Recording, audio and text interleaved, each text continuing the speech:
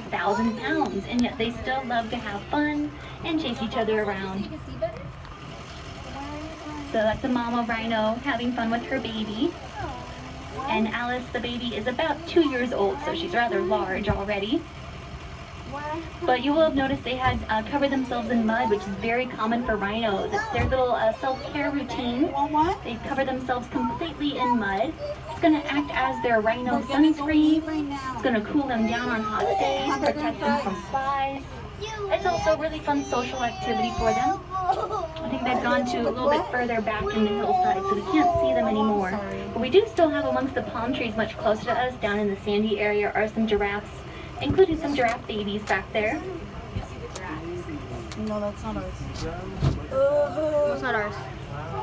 That's mine. All right, already starting off the tour with some excitement. That's not yours. You don't drink these in Now today we're going to be learning a lot about animal adaptation and how that can help them to survive in the wild.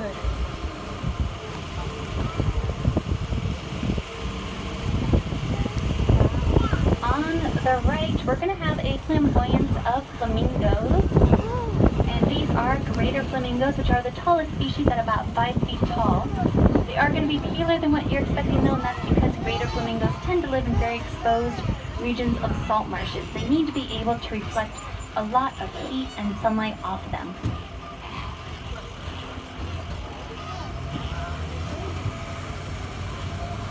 Now I want to thank everyone for joining me today as we go through one of our 2 front doors for the San Diego Zoo Wildlife Alliance.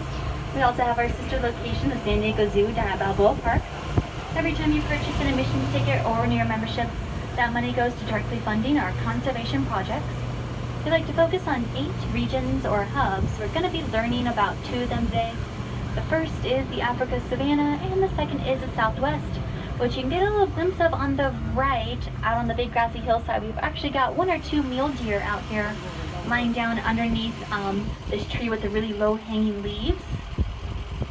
Might be able to see her right on the ground near the trunk of the tree. But mule deer are going to be the local species of deer found here in San Diego. And now here we have the Nikita Khan Rhino Rescue Center. Let's see, any rhino friends out right now? Anyone running around? No, I believe the rhino that they have out currently, I think he's hiding. You'd be surprised at how good they are at hiding when you're 5,000 to 6,000 pounds.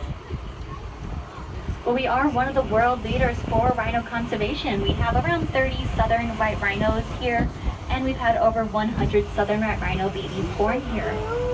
And now this is all very important work because they are endangered. All species of rhinos are endangered.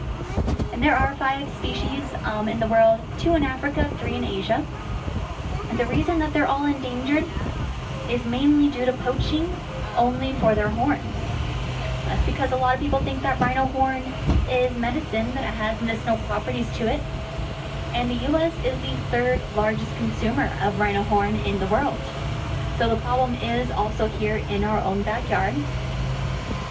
But if you hold out your hand in front of you and take a look at your fingernails, that is the exact same material that rhino horn is made out of, and it's a material called keratin.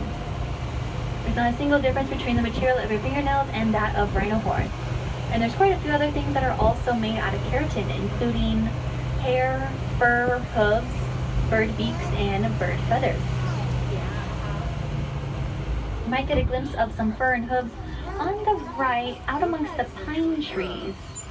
A little hard to see them, but we got some zebras out there. It's going to be a female herd of Krebs zebras amongst the pine trees on the other side of the fence. Don't worry if you can't see them that well though, we're going to better look at some other zebras later on.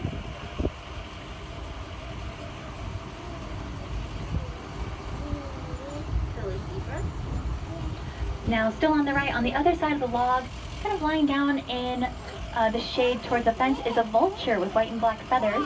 That's a Ruppel's vulture. Now vultures are very important for keeping a clean and healthy ecosystem. They are part of the cleanup crew, and by removing dead carcasses, they remove disease. We've got another vulture out right on the waterfall with the dark brown feathers. That's a lappet-faced vulture. So vultures actually limit the amount of diseases going around in nature, even affecting humans, helping to keep our own societies healthier because of them. And the reason that they have a bald head is to help keep themselves clean. If they get anything on their heads, it's a lot easier for the sun to bake bacteria off of exposed skin than it is to bake it off of the feathers.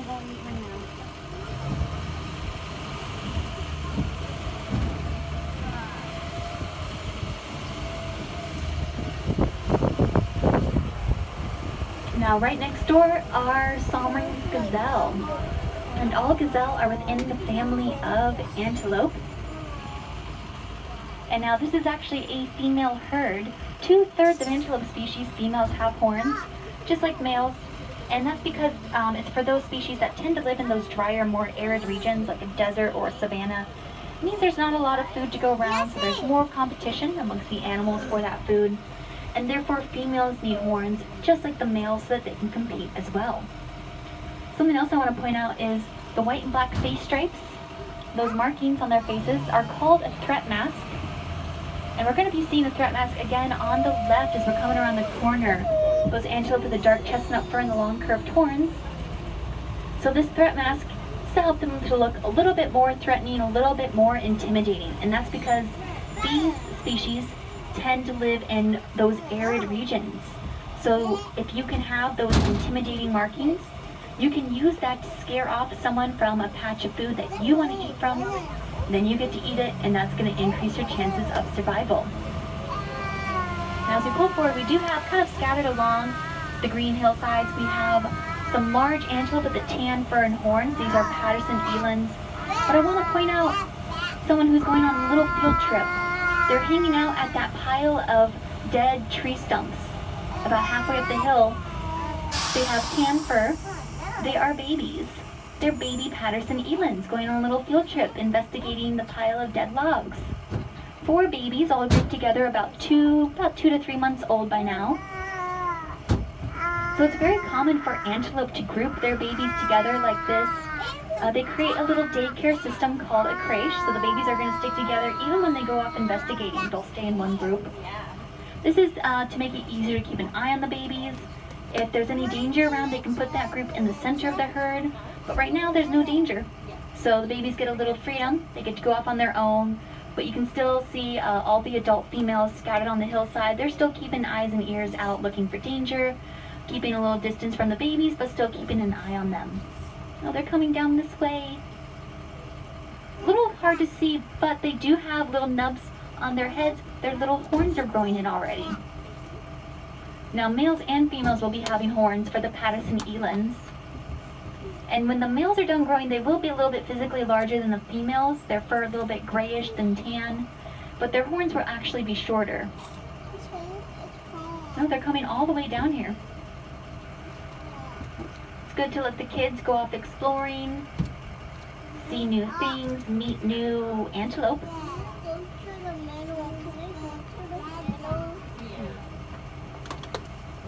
You can see 2 of them are a little bit more adventurous than the other 2.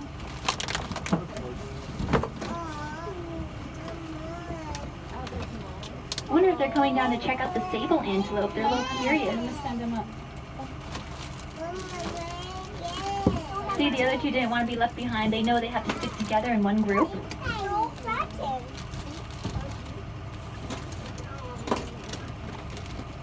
Hey, those are hers. So they're going to come down to this little stone feeder, get some food or some water that's in there.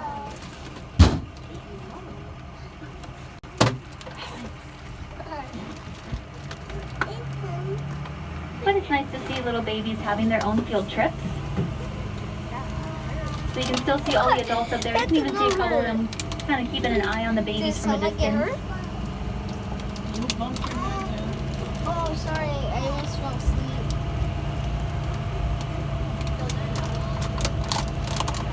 I want to see mountain lions. We do have some Cape buffalo all the way at the top of the hill with the dark coat and the curved horns, very protective of each other. But I want to point out the group of antelope lying down in the shade of the tree just on the other side of that intersection of the dirt roads. They've got the brown shaggy fur. Those are Ellipson waterbuck. Now it's another female herd, but they don't have any horns because they don't need them. They live in areas of plenty of food and water. Males will still have horns, but that's going to be more for male-on-male competition and showing off to the ladies, not for competing for food.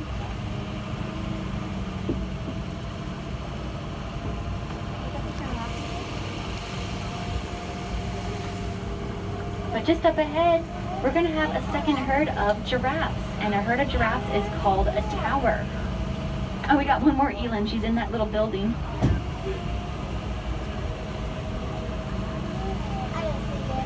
So these are Maasai giraffe. Now, fully grown, they are 14 to 18 feet tall.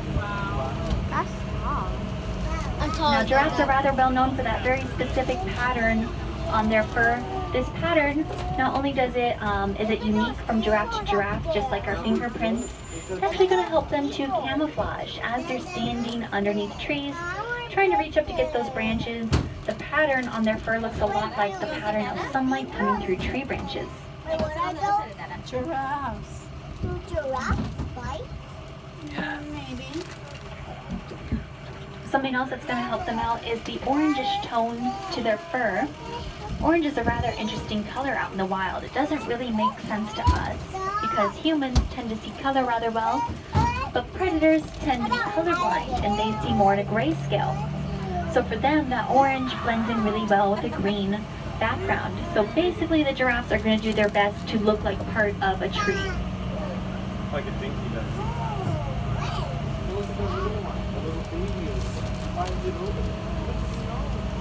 So keep an eye on the left as we go up the hill. We do have kind of off in the distance on the grassy hillsides, we've got some zebras out there just above these little roofs as we're going up. That's going to be a